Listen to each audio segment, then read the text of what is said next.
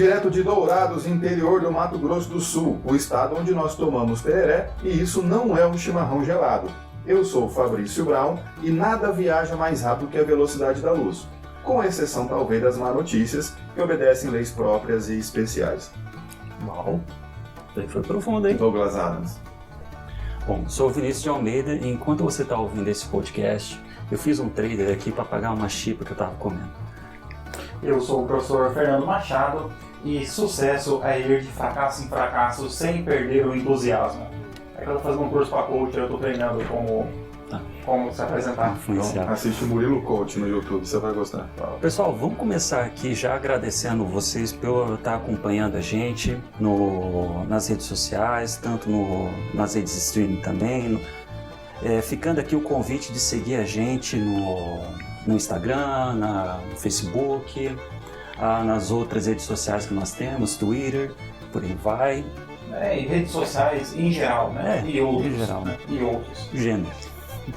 E também já convidamos a todos para que continue participando, continue nos oferecendo temas, nos dando ideias, porque isso tem sido muito importante para o nosso trabalho.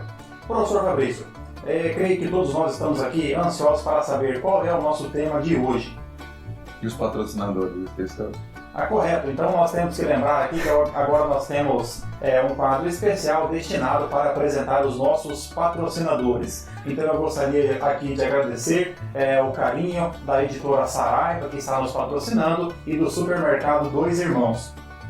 Eu gostaria de agradecer imensamente a Eternite Telhas de Fibrocimento e a editora Juruá. Então vamos lá, professor Fabrício, qual é o nosso tema de hoje? Estamos todos ansiosos para saber. Hoje vamos tratar do caso da embaixadora das Filipinas que agredia regularmente uma funcionária da embaixada. Essas agressões foram registradas por vídeo e acabou tornando-se tudo público. A funcionária parece que já retornou à Filipina, ambas eram, né? Tanto a funcionária como a embaixadora são da Filipina, é claro. E isso trouxe toda uma repercussão, além da atitude nefasta e reprovável da embaixadora, como é que fica essa questão da diplomacia, do trabalho diplomático e etc e tal. E aí eu peço vênia aos colegas do direito internacional para entrar nessa seara, da qual eu me afastei tem um tempo já. Sempre lembrando que o podcast Direito do Mapa é o podcast que possui a maior concentração de professores de direito internacional por metro quadrado, né? Então, neste metro quadrado que nós estamos, nós temos 2 professores de direito internacional e isso é muito difícil de se encontrar, né? Então, aproveitando aqui todo esse potencial de recursos humanos que nós temos aqui no podcast, então, professor Vinícius, eu o convido para nós falarmos um pouco sobre essa questão tão... me fugiu aqui a palavra, mas uma questão tão grave, né? Uma questão tão grave que envolve a agressão de uma pessoa por alguém que representa um Estado soberano aqui no Brasil, né? Então, antes de passar a palavra aqui ao professor Vinícius, eu gostaria só de colocar aqui alguns conceitos básicos sobre esse assunto.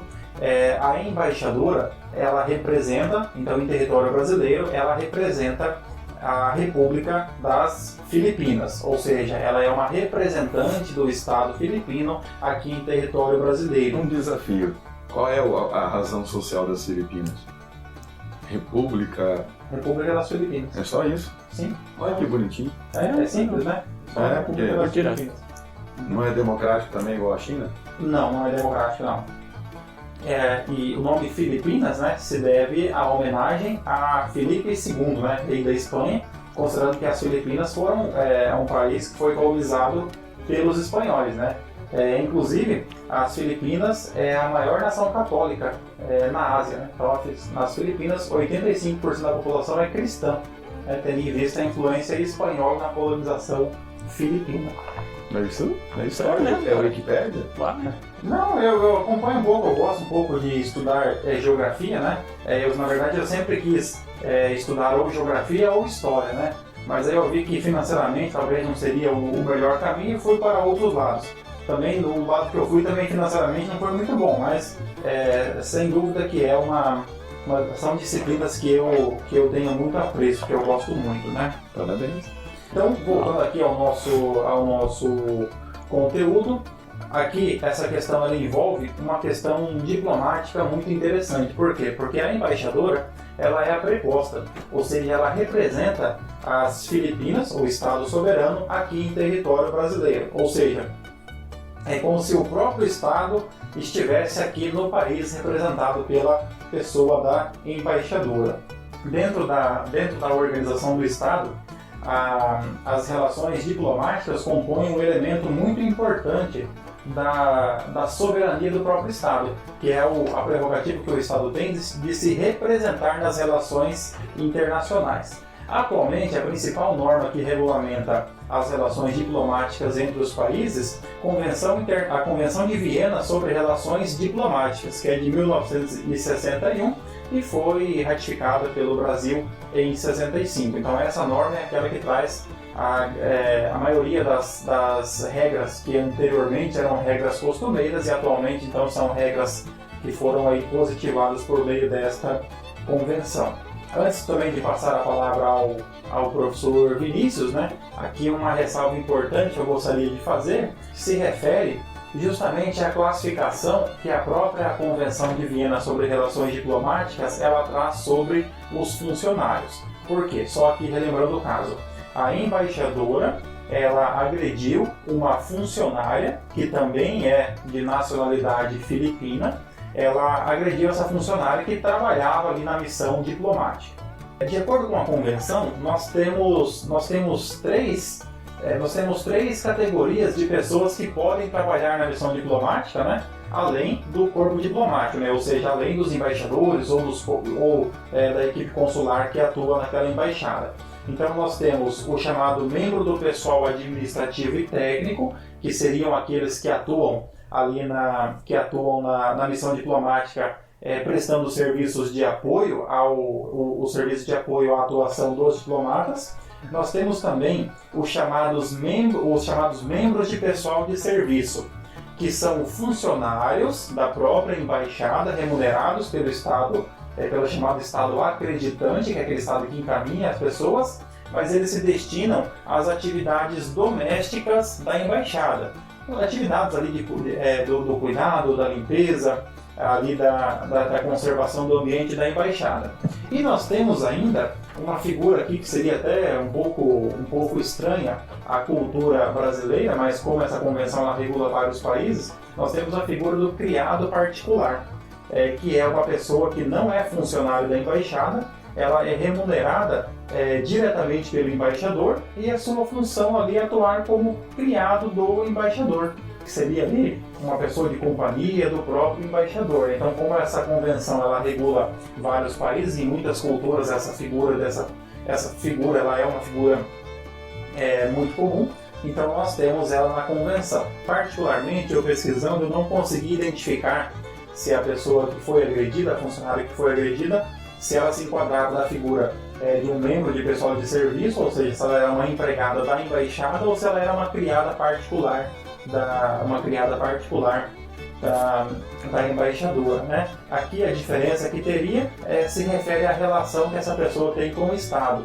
Por quê? Porque o membro de pessoal de serviço ele é remunerado e ele é vinculado à própria embaixada. Já o criado particular, ele não tem nenhuma vinculação com o Estado de origem. E a vinculação do criado particular é tão somente com a figura da embaixadora. Seria uma espécie de talvez uma dama de companhia, uma pessoa ali que convive mais, de forma mais privativa com a pessoa do embaixador ou da embaixadora, né?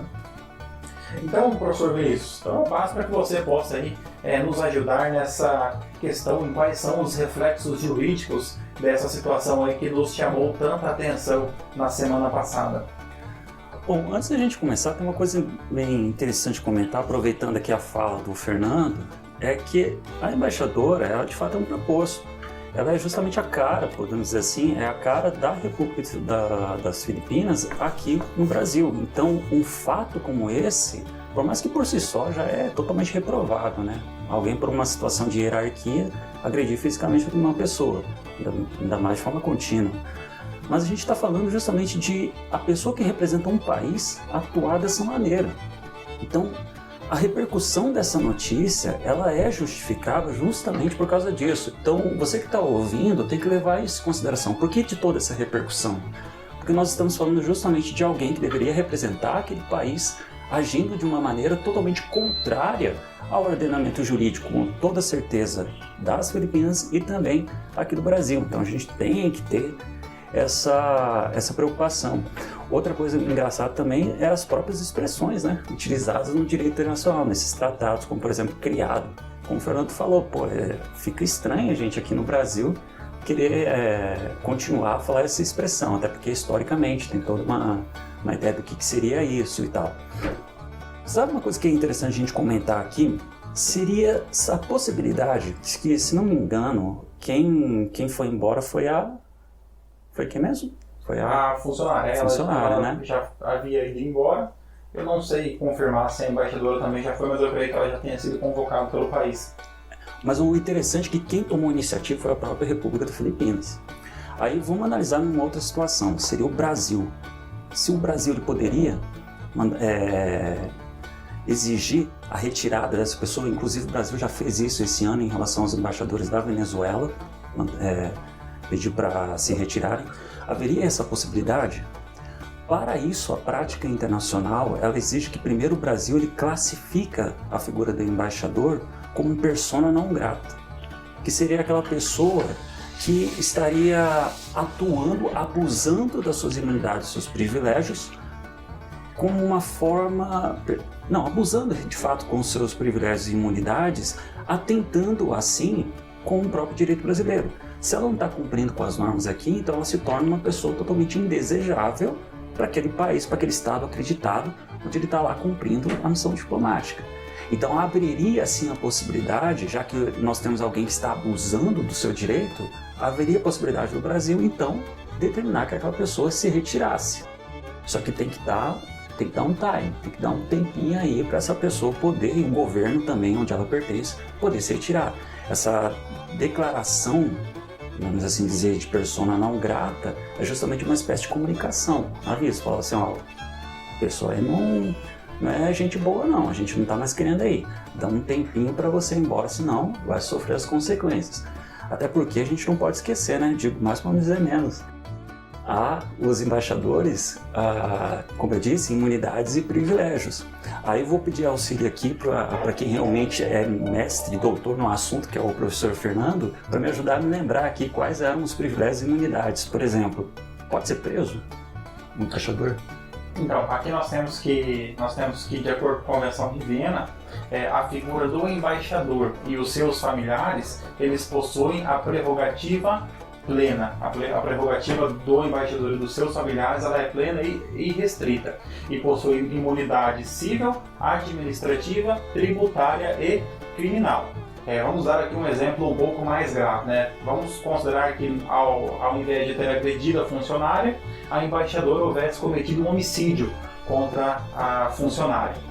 Nesse caso, ela não poderia ser presa pela justiça brasileira, por conta da imunidade que o embaixador goza. Mas isso não significa que ela ficaria impune. Por quê? No direito internacional, as relações são regidas pelo princípio do consentimento mútuo. As relações são bilaterais. Então, ao aceitar o embaixador aqui no Brasil, o Brasil, na verdade, ele está aceitando não a pessoa, e sim o próprio Estado com o qual ele está se relacionando. Então, é como se ela representasse as Filipinas. Nesse caso, se a embaixadora fosse presa no Brasil, é como se o Brasil estivesse prendendo o próprio Estado soberano das Filipinas. Então, o Brasil faria o quê numa situação dessa? O Brasil, acredito também que seja o que vai ser feito com relação à agressão, o Brasil vai coletar as provas e vai remetê-las via Itamaraty, via Ministério das Relações Exteriores. Só fazendo aqui uma observação com relação à expressão Itamaraty, né, que é a designação que se dá ao Ministério das Relações Exteriores. Então nós chamamos o Ministério porque o Ministério ele recebia essa nomenclatura de quando a capital do Brasil era Rio de Janeiro e o Ministério das Relações Exteriores era sediado no Palácio Itamaraty. Então, mesmo hoje estando em Brasília, mesmo hoje sendo uma outra sede do Ministério, ainda prevalece na dentro do costume internacional diplomático brasileiro, se chamaram Ministério de Itamaraty. Mas o prédio foi batizado aí de Itamaraty também, é o novo. Ele recebe o nome? Não, creio que não. Eu visitei, é um prédio muito bonito, mas eu creio que o nome dele seja outro. O Itamaraty é uma nomenclatura apenas costumeira do direito diplomático brasileiro. Bonito não é, porque Niemeyer que fez, é tudo... Exato, né? Eu com relação a Niemeyer ainda tenho uma resistência, porque ele poderia ter plantado algumas árvores, né? Podia ter feito janela. Poderia ter plantado algumas árvores, né? Porque... É só concreto e... Não, porque concreto. Na incursão que eu fiz a Brasília, conhecendo toda a arquitetura do Niemeyer, eu passei um calor, né? Porque não tem um pé de manga lá para você ficar um tempo embaixo, né? Não tem nada. Exato. Então, voltando aqui ao que nós estávamos falando, os arquitetos vão me odiar exato. Né? Então, se você é um arquiteto, aí eu peço que se for mandar uma reclamação, uma ofensa, que mande no privado, né? Para que não apareça para os demais ouvintes nossos. Então, voltando aqui, conforme estávamos falando, a pessoa do embaixador possui ampla imunidade em território brasileiro. Ela não pode ser presa, ela não pode depor como testemunha. Então, mas de nenhuma maneira, se ela comete um crime de homicídio fora da embaixada, mata um brasileiro. Pode cometer o crime que for. Mata o presidente da República. Cabe ao Brasil. Pô, mas isso está piorando o cenário também. Não, está piorando, que é para ver se a gente consegue. Então o cara vai insistindo até. Esse homicídio foi contra o presidente do Brasil, né? Então, nesse caso, o Estado brasileiro deve proceder à detenção ali da pessoa do embaixador, caso ela apresente risco, e solicitar a imediata retirada dele por parte do seu Estado. Então, o Estado deverá providenciar a retirada do seu representante aqui do território brasileiro, mas ele não pode ser preso, não pode ser... Eu acho que isso pode ser encarado como ato de guerra, né? E daí pode dar merda. Aqui há uma diferença em relação ao embaixador e ao cônsul. Então, o cônsul, ele tem imunidade apenas nos chamados atos de ofício. Então, vamos dar aqui um exemplo. Imagine que o cônsul da Dinamarca aqui no Brasil, ele tenha fraudado documentos aduaneiros. Então, nesse caso, ele tem imunidade. E ele, então, não pode ser responsabilizado pela justiça brasileira. Deverá, então, ser encaminhado para a justiça dinamarquesa. Mas imagine que em outro aspecto, imagine que o cônsul da Dinamarca, ele estivesse lá em Amambai e ele decidisse ir ali, estaria ali representando a Dinamarca na assinatura de um tratado internacional lá em Amambai, e ele decidisse ir em uma festa lá na Expobai, que é a exposição lá em Amambai. E ele vai em uma festa e ele se envolve em uma briga generalizada com nativos lá em Amambai. Nativos, cara? Tá certo. Cidadão amambaiense, né? Quem nasceu lá em Amambai. É nativo de Amambai. Nasceu de Amambai. E nesse caso, então... acho melhor no Recanto dos Caetés. E nesse caso, fica parecendo um documentário Discovery Channel. E nesse caso, ele poderia ser preso pela polícia ou responder? Poderia. Porque nesse caso, o crime dele não foi um crime funcional, e sim foi um crime comum. Então você falou de embaixador, cônsul e o adido.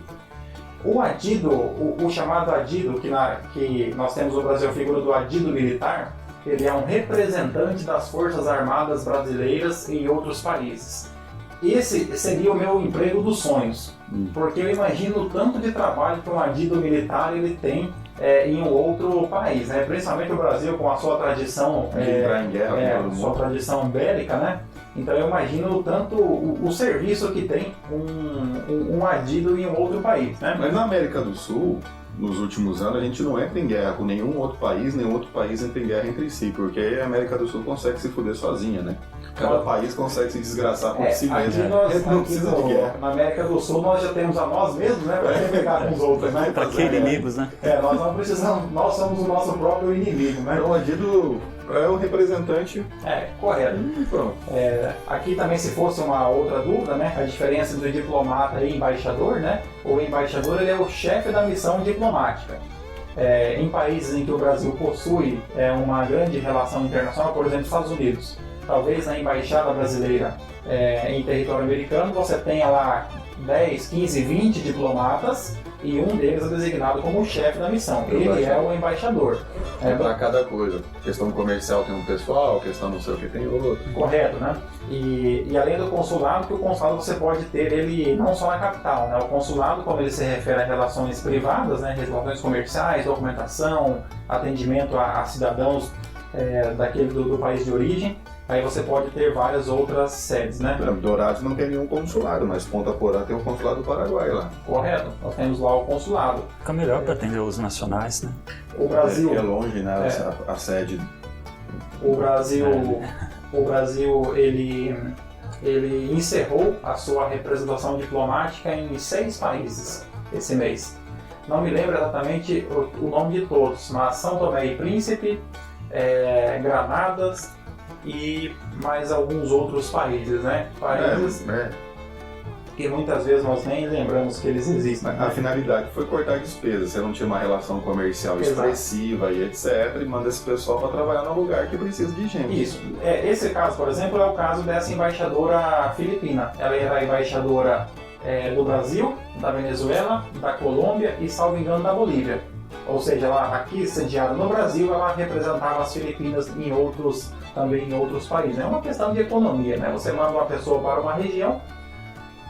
Acredito que Brasil e Filipinas não têm uma relação diplomática assim tão fortalecida, embora essa embaixadora tenha sido homenageada tanto pelo presidente Michel Temer quanto pelo presidente Bolsonaro, né, pelas boas relações, na tentativa ali de manter boas relações com as Filipinas, mas não é uma relação diplomática assim tão relevante do ponto de vista da quantidade de trocas comerciais ou do trânsito de pessoas entre esses países. É que manter uma embaixada tem um custo. Um custo muito alto, sim, né? De pessoal, de lugar, de logística, porque vai a família do embaixador, tudo. A Embaixada do Brasil na Argentina é uma coisa linda, de ir lá ver o prédio histórico, tudo, os móveis, então tem um custo para manter esse pessoal ali. Correto. E o país ele vai avaliar primeiro a sua relevância internacional, né? Nós sabemos que tem países que têm uma presença global muito forte, por exemplo, Estados Unidos da América, por exemplo, China, Japão, França, o Reino Unido, Alemanha, Emirados Árabes, Israel. Alguns outros países já não têm talvez uma tradição diplomática tão grande, né? O Brasil ele tem uma tradição diplomática, inclusive nós tivemos já muito mais expressão, sobretudo a época de Rio Branco, que dá o nome ao Instituto Rio Branco, né? O Barão do Rio Branco. Nós tivemos uma participação muito relevante à época de Dom Pedro II. Dom Pedro II era um chefe de Estado extremamente respeitado. Tivemos uma participação atuante ali na criação da ONU, tanto que o Brasil é que faz o primeiro discurso na Assembleia Geral da ONU. Contudo, nos últimos anos o Brasil acabou perdendo um pouco dessa sua relevância na política internacional, né?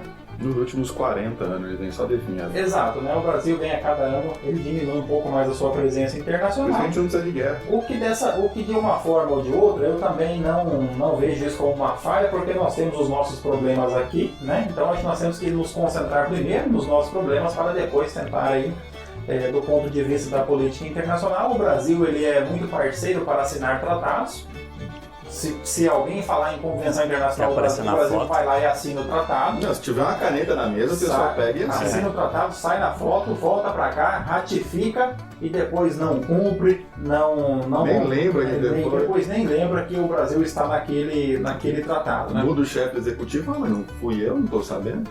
A última grande incursão brasileira em tratados internacionais se refere à Estação Internacional na Antártida, do qual o Brasil ele colaborou por meio de missões da Força Aérea Brasileira, atendendo com suprimentos. Uma dessas aeronaves ela teve problemas na Antártida e ela não conseguiu levantar voo e ela está sendo desmontada gradativamente para que não fique ali o lixo. Eu diria ali os restos mortais da aeronave, né? Então o Brasil, por isso que o Brasil tem que ficar um pouco mais aqui dentro do nosso território. A gente manda um pessoal direto para a Antártida. Sim. Acho que torcendo para não voltar, mas manda. Nós temos essa participação, né? na Estação Espacial Internacional. O Brasil já participou também. O Brasil forneceu algumas janelas da Estação Espacial Internacional. Umas 2 ou 3 janelas foi o Brasil que forneceu. É o rejunte. É a janela, né? Esperamos que não dê problema, né? Porque você imagina se o blindex que o Brasil forneceu lhe deu algum problema, né? Ou se fornecer o rejunte, vai ressecar e vai... Não vai ser fácil de trocar ali. Foi o Marcos Pontes que colocou a janela lá? Eu acredito que não. E nessa época ele já estava vendendo travesseiro. Da NASA. Eu tenho, inclusive, é muito bom aquele travesseiro da NASA. Não é, do Fernando. Marcos Pontes. Não é, eu não sei opinar sobre isso. Eu gosto de travesseiro duro. Eu caí naquela conversa. Pensa no patrocinador. Travesseiros NASA. Travesseiros NASA. Te leva na lua. A tua marca de cerveja que não vai dar. Exatamente. Mas algo interessante sobre falar sobre isso é que quem está ouvindo percebe que voltar uma missão diplomática, voltar a uma missão consular não é necessariamente quando há um atrito entre os países. Há razões internas que pode fazer com que esse retorno dessa missão, como eu estava comentando aqui, questão de despesas. Então, vamos dizer assim, ficar sem embaixador, ficar sem um representante no consulado não é necessariamente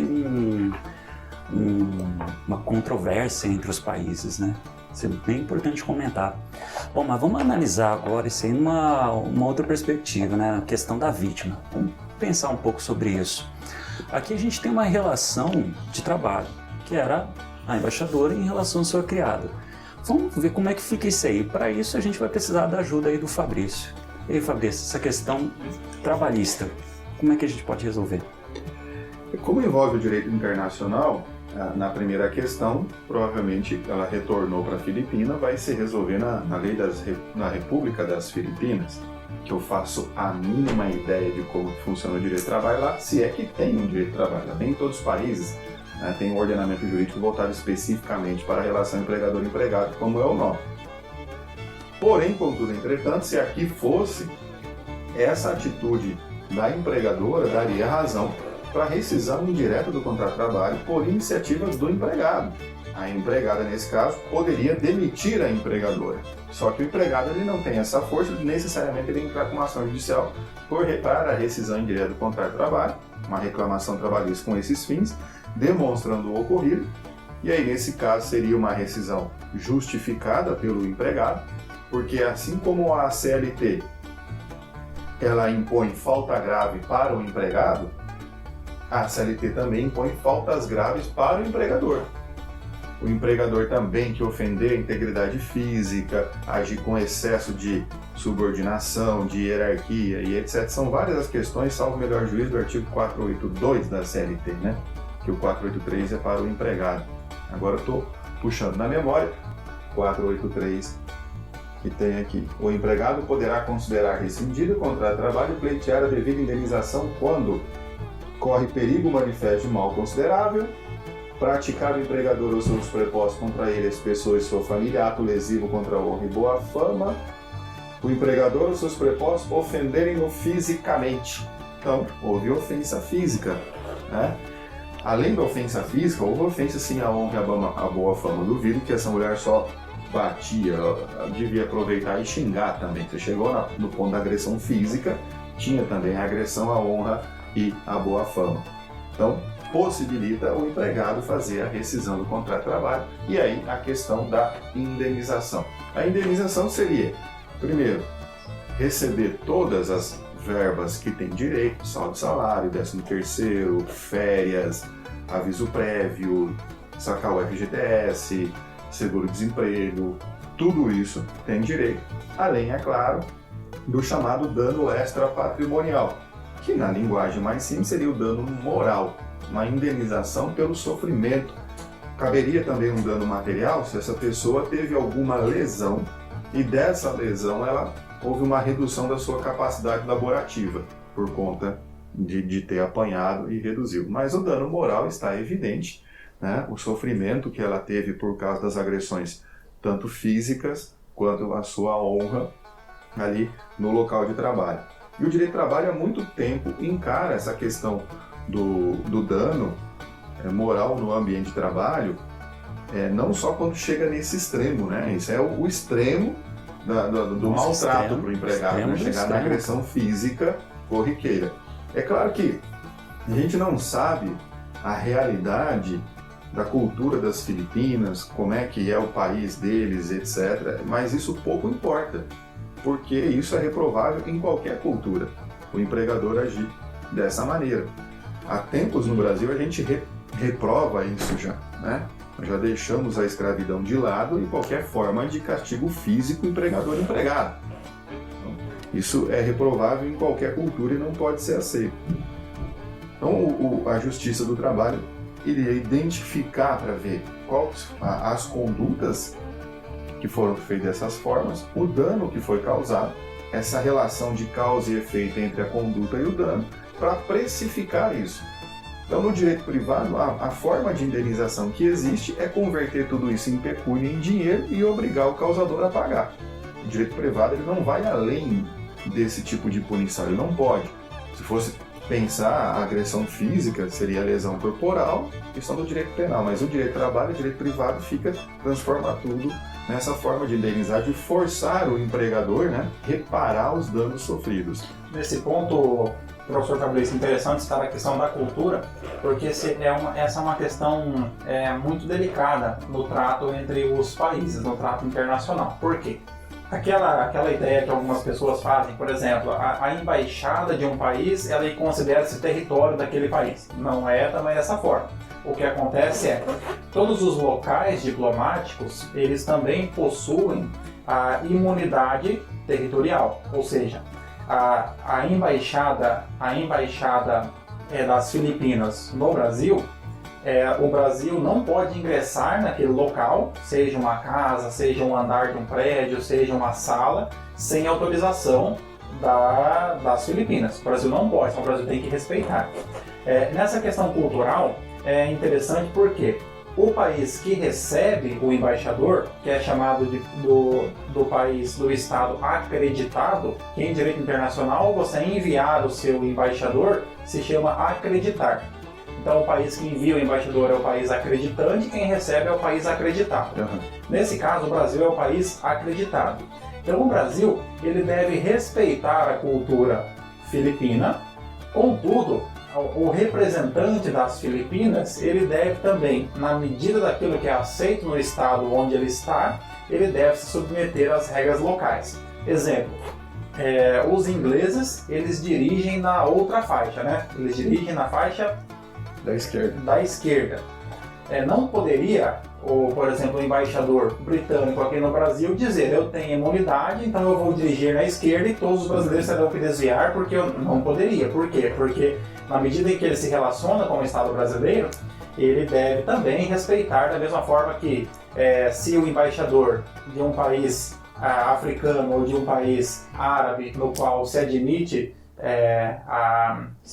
a bigamia ou a poligamia, o Brasil também deve respeitar essa prática como manifestação cultural. Então esse é um ponto interessante.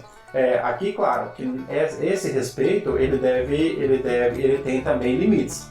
A agressão física, como o professor Fabrício colocou, evidente que ela é rechaçada em qualquer cultura. Isso não se admite de forma alguma. Mas é um ponto interessante tanto que nos países árabes, aqueles países em que já há um desenvolvimento econômico muito maior, existem locais específicos para o trânsito de ocidentais. Por exemplo, shoppings que são específicos para ocidentais, onde todos os funcionários são de origem ocidental. Ocidental não, esse termo seria muito restritivo. São de origem não islâmica, no qual as mulheres não islâmicas podem circular sem a vestimenta que é exigida pelos Estados Árabes. A esposa de um embaixador brasileiro em território árabe, se o país exige, ela deve também andar coberta, né? Pelo menos com lenço, de acordo com o rigor da legislação. Então ela deve respeitar. Por conta desses países terem uma relação muito acentuada com outras nações ditas do mundo ocidental ou do mundo não islâmico, então elas disponibilizam espaços exclusivos para que essas pessoas possam circular. É que nem Dubai, né? Que é para estrangeiro ver. Um país para estrangeiro ver e... Nossa, realmente, né? Tanto é que esse ano eles colocaram a maior fonte do mundo. Justamente só para... levaram o UFC para lá. Por isso que passa de tarde. Inclusive, eu estava com viagem marcada para Dubai, mas agora com essa pandemia eu precisei adiar, né? Espero que a operadora lá remarque minha viagem. Esse ano eu não vou para Dubai por causa do Covid. Os outros anos eu não fui porque eu não tinha dinheiro, né? Então, esse ano eu botei a culpa no Covid. Mas é interessante a questão do direito internacional, porque tem a questão do direito internacional do trabalho. Nós temos a OIT, Organização Internacional do Trabalho, que tem diversos tratados e regulações, que é um órgão da ONU, da Organização das Nações Unidas, né?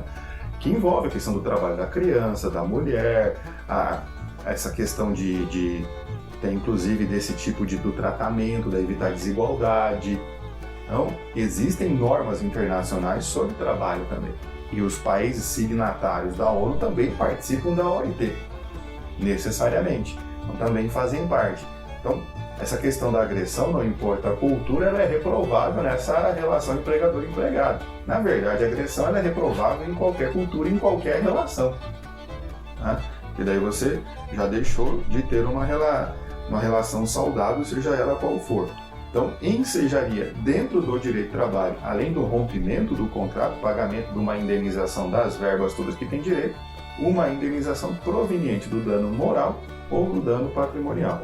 Com a reforma trabalhista em 2017, foi inserido na CLT os artigos 223A a 223G, que tratam do dano essa patrimonial, que nada mais é o dano moral. Para alguns, o legislador reformista ele retrocedeu, para outros ele avançou, e o meu ponto de vista é que ele acertou e errou ao mesmo momento. Ele acerta quando ele coloca dentro da CLT um capítulo próprio para isso, falando inclusive do dano extra-patrimonial da pessoa natural e da pessoa jurídica, regula essa possibilidade, mas ele erra quando ele quantifica, ele coloca uma quantidade mínima e máxima de indenização. E é impossível nós quantificarmos em padrões em leve, médio, grave, gravíssimo, 5 vezes a indenização do teto da Previdência Social, no máximo 50 vezes o teto da Previdência Social. Porque num caso em que o empregado ele é agredido fisicamente, ofendido e etc., isso pode passar. Porque a própria CLT, nessa parte, ela fala que deve se levar em consideração, na hora de quantificar o dano, a figura do empregado e do empregador. Então, uma embaixadora que precisa conhecer as normas internacionais e nacionais do nosso país, porque ela vai lidar com o nosso país. Ela tem que conhecer. O embaixador vem para o Brasil, tem que conhecer o Brasil. Então, sabe que aqui, em tese, não poderia fazer isso. Hein? Nós reprovamos essa atitude. Não em tese, realmente nós reprovamos essa atitude. Então, uma pessoa que sabe, esclarecida. E também a figura do empregado. Se o empregado vive na embaixada, veio das Filipinas, talvez deixou sua família nas Filipinas, vive numa subordinação, numa condição de total vulnerabilidade. Não tem meios de reação, porque ela não poderá voltar para o seu país se ela sair da embaixada, ela pensa em retornar. Então, uma situação que a pessoa não enxerga meios de sair daquele sofrimento. Uma situação possivelmente de uma vulnerabilidade linguística, talvez se uma pessoa que talvez não fale português, não saiba falar português, né? Interagir com as pessoas da própria embaixada. Então, tem que levar tudo isso em consideração para quantificar. E será que 50 vezes o teto da Previdência são suficientes para indenizar? Porque você pode pensar em questões de direito do trabalho que o empregado pode chegar à morte e à indenização da família. Vamos pegar o exemplo de Brumadinho, onde diversos empregados da Vale faleceram em virtude do desastre. 50 vezes o teto da Previdência é capaz de indenizar a morte do empregado para a família que ficou? Não, essa é a crítica que eu faço à reforma, né? Não os demais artigos. Os demais artigos eles buscaram, inclusive, parâmetros, é a honra, a boa fama, a integridade física, tudo isso e evoluiu bastante, porque a CLT nunca tinha nada sobre dano moral, essa patrimonial. Nós sempre usamos o Código Civil, que é uma legislação do direito privado, normas gerais sobre isso, mas convém ter normas específicas dentro do contrato de trabalho. Porém, na quantificação, felizmente a Justiça do Trabalho não tem levado em conta esse teto. Tem considerado como, não diria inconstitucional, mas ilegal dentro do ordenamento, porque ele não é suficiente para a reparação do dano. Se a finalidade é, como diz o Código Civil, a indenização mede-se pela extensão do dano, eu tenho que olhar a extensão do dano para poder indenizar, eu não posso colocar um limite máximo. Essa é a ideia, né? Não se tabela a dor. E também é a própria ideia da indenização por si só. Que a ideia da indenização é você atingir tanto a vítima como o autor. A vítima no sentido de compensar, aí não tem como compensar de forma tabelada, e o autor, o causador do dano, que é aquela coisa do caráter pedagógico e punitivo.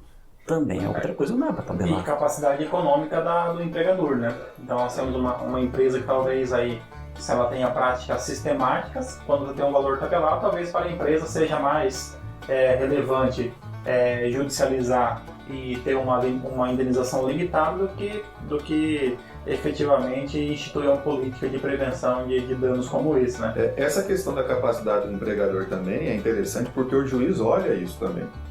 Porque às vezes você pode pensar no empregador, poxa, ele realmente aqui poderia ser R$200 mil, vamos pensar. Mas o empregador, R$200 mil não vale o estabelecimento empresarial todo e tudo aquilo. Não adianta eu condenar em R$200 mil, sabe que o empregado nunca vai receber esse valor também. Tem que ter uma realidade, né? Porque por mais que você fale, não, você merece muito mais, mas o ser humano não tem. Não vai arrancar esse dinheiro da mão. R$200 mil para, vamos colocar aqui um nome, para o Itaú, né? Como o Itaú não é nosso patrocinador, apenas o Banco Santander, né? Que nos patrocina apenas o Santander. Estamos em negociação, mas quem sabe no próximo programa. Então o Itaú, fica a dica Itaú para nos patrocinar. Para o Itaú, fazer uma errata no para o Itaú, R$200 mil para ser pago daqui a 5, 6 anos, talvez não tenha um caráter pedagógico tão relevante. Mas vamos aqui então fazer a pergunta do milhão, né? Aquela pergunta para fechar aqui o nosso programa. Professor Vinícius, seria possível processar e julgar as Filipinas aqui, né, pela justiça brasileira em virtude dessa questão trabalhista envolvendo a embaixadora? Olha, para a gente ver essa questão de jurisdição internacional, competência internacional, a gente tem que consultar o texto constitucional. Até porque a Constituição ela vai apresentar duas situações onde envolva o Estado estrangeiro numa demanda judicial. Você tem uma situação específica, que é o que se encaixaria aqui no caso, que é em relação à Justiça do Trabalho. Se não me falha a memória, mas já falhando, o artigo 114, inciso 1º, eu acho que fala da competência de Justiça do Trabalho, envolvendo estados estrangeiros, estados soberanos. Mas também existe uma outra situação onde você teria um estado soberano em um polo da demanda em município e pessoas residentes domiciliadas no Brasil, só que aqui não discutindo nada que envolva a relação de emprego e trabalho, mas envolvendo outros temas, que seria a competência da Justiça Federal. Aí eu acho que é artigo 109, inciso alguma coisa, mas tá lá. Então, a própria texto constitucional vai criar a possibilidade de você propor uma reclamação trabalhista, inclusive como uma forma até de garantir o direito fundamental do empregado, a possibilidade de entrar com uma reclamação trabalhista contra o Estado soberano, até porque para o STF isso seria considerado, a relação de emprego, como um ato de gestão. Aproximaria-se da ideia de um ato de gestão, um ato que aproximaria um Estado com um particular, o que permitiria então judicialização desse tema. Lembrando que assim, a jurisprudência, o entendimento do STF, ele está de acordo com as convenções de Viena sobre relações diplomáticas e também direitos e deveres dos Estados, sobre até o limite de onde pode ir o Poder Judiciário. Aqui nesse ponto é interessante porque mesmo que fosse proposta essa reclamação trabalhista contra as Filipinas na Justiça do Trabalho brasileira e as Filipinas fossem condenadas, não poderia haver o cumprimento de sentença contra o patrimônio das Filipinas no país. Por quê? Porque nesse caso, por mais que possa haver uma manifestação na sentença condenatória, aí o patrimônio, os bens do Estado estrangeiro, eles são absolutamente impenhoráveis pela justiça brasileira. Teria que mandar uma carta rogatória para lá? Nesse caso, a sentença ela seria uma sentença condenatória de um país. E o não pagamento voluntário seria considerado uma ofensa internacional. Então isso aí seria resolvido na esfera diplomática e não na questão jurídica, né? Um país condenado e um país inadimplente com a justiça de um outro, ele seria um país que estaria atentando contra a soberania daquele Estado, faltando com respeito em relação àquele Estado. Mas nesse caso não poderia haver atos executivos contra os bens da embaixada situados no país no qual transcorreu aquela ação judicial. Você ganha, mas não leva. A ideia da imunidade absoluta de execução na jurisdição. Mas a gente pode lembrar que o Estado, se ele quiser, até por uma questão de preservação de relação diplomática, pode renunciar. Pode vir renunciar, mas é um pouco complicado. E fugindo um pouquinho do tema, mas também aproximando, esse ano o STF iria discutir justamente aquela questão que envolvia a República da Alemanha, quando na Segunda Guerra Mundial atacou um navio brasileiro. Acho que em Cabo... Canaveral? Ah, não. Não, Cabo Frio de Janeiro. Cabo Frio, né? Que veio, eu não resisti. Tem uma decisão do STJ onde ele condenou a República da Alemanha em decorrência desse ato por causa da Segunda Guerra Mundial, dando um valor de indenização aos herdeiros. Mas né? o STJ? Foi o STJ. E a questão foi para o STF. O STF ia analisar se existe imunidade absoluta de jurisdição por ato de império envolvendo a República da Alemanha por esses atos que envolvem os direitos humanos. Só que daí no dia do julgamento, um dia antes do julgamento, tiraram de pauta. Ficou para algum dia. Para algum dia. Algum momento um que dia nunca desses. vai acontecer. Um dia desses. O STF, Mas eu concordo que a Alemanha tem que ser condenada, porque aquele 7-1 realmente não foi fácil, né? Então acho que a forma que nós temos de violou os direitos humanos. Nós temos a forma que nós temos aí de reagir contra a Alemanha seria condenando, né? Então tomara que o STF condene aí. Mas você sabe que 7-1 nós estamos falando, Vinícius? Não, isso eu sei. Bom. Isso eu sei. Eu tava lá. Tava lá assistindo. Tava lá no dia do jogo? Não, na TV. Eu acho aquele futebol. Em qual campeonato que foi? Foi na Libertadores, né? E que lição nós podemos tirar do dia de hoje? Eu penso que a lição seja, se você for embaixador do Brasil em um país árabe, não beba. Fora da embaixada. Fora da embaixada. Tá. Por quê? Fora da embaixada. Porque eles são ignorantes, eu acho. Tá. Eles não têm a mesma tolerância que nós temos com relação ao consumo de bebidas alcoólicas. Sim. No Brasil, a lei tá lá, né, mas... O Brasil é o país que nós temos uma expressão que seria muito difícil de explicar para um europeu. Essa lei não pegou. A lei não pegou. No Brasil nós teríamos dificuldade de explicar isso para um europeu. Não, para o mundo a gente não consegue explicar um monte de coisa que acontece aqui. Mas pessoal, então, irmãos e irmãs, agradecemos mais uma vez ao carinho que você nos deu nesse período que você esteve aqui nos ouvindo, a atenção que você nos deu aí com a sua curtida, com a sua manifestação de carinho. Agradecemos de coração a todos vocês que estão aqui nos ajudando nesse nosso projeto, pelo menos para nós, muito divertido, muito interessante, muito dinâmico. Professor Vinícius. Isso aí, filhos de Bela Dona, isso não é ofensa não, né? Eu não sei o que é. Que eu já ouvi uma pessoa... que uma vez alguém me falou isso de um jeito tão, assim, amigável, falando, deve ser um bom dia. Mas enfim, Espero que não seja uma expressão... Mas continue. Voltando ao raciocínio, gente, primeiro ponto, não parte na agressão, tá? Assim, não batam as pessoas, há repercussões. E, pessoal, muito obrigado aí por acompanhar a gente. Muito obrigado aí, pessoal, por acompanhar a gente aí nos nossos episódios, tá ouvindo aí, acompanhar a gente também nas redes sociais. Aliás, quem não está seguindo, segue a gente lá, confere nosso perfil no Facebook, no Twitter, no Instagram. Muito obrigado, fica sempre à vontade aí de sugerir temas, ideias para a gente a todo episódio aperfeiçoar.